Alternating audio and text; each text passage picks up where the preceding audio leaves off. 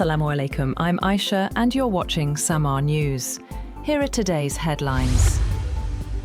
Iran's parliament speaker and top negotiator Mohammad Bakr Kalibaf says Tehran will not approve any agreement with the United States unless the rights of the Iranian people are secured. Speaking at the opening of parliament, Kalibaf said Iran has absolutely no trust in US promises and will only move forward based on tangible results. He added that Iran will not fulfill commitments unless it is fully certain its conditions are met. He stressed that Iran's negotiating team remains firm in its approach, saying the country's stance is backed by readiness to sacrifice for the people of Iran.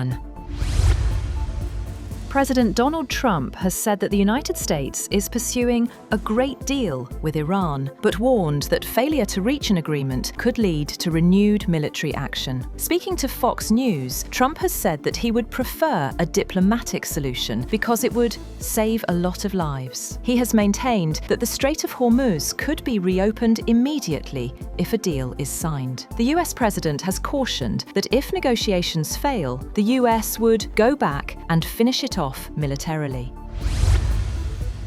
US President Donald Trump has revised a proposed framework aimed at ending the war with Iran and sent the updated draft back to Tehran for consideration. According to the New York Times, the US officials have stated that Trump was disappointed by Iran's delayed response and continues to have concerns about certain provisions in the proposed deal.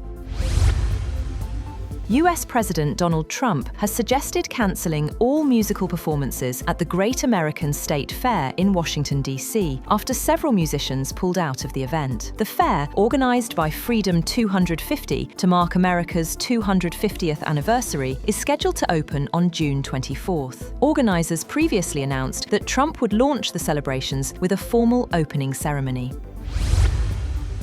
Israeli troops have captured the strategic Beaufort Castle, a Crusader-era fortress overlooking southern Lebanon. The seizure of the hilltop stronghold near Nabatea followed days of intense fighting and airstrikes in surrounding villages. According to reports, the operation marks Israel's deepest advance into Lebanon in more than 25 years.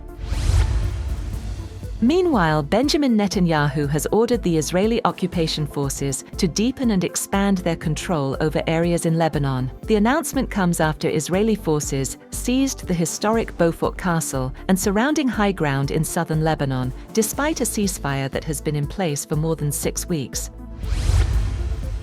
Tedros Adhanom Ghebreyesus has called for greater international support to combat the spread of Ebola virus disease during a visit to the hardest-hit region of Democratic Republic of the Congo. Speaking in Bunia, capital of Ituri province, the World Health Organization chief has said that the international community was assisting the Congolese government, stressing that more support was needed to contain the deadly outbreak.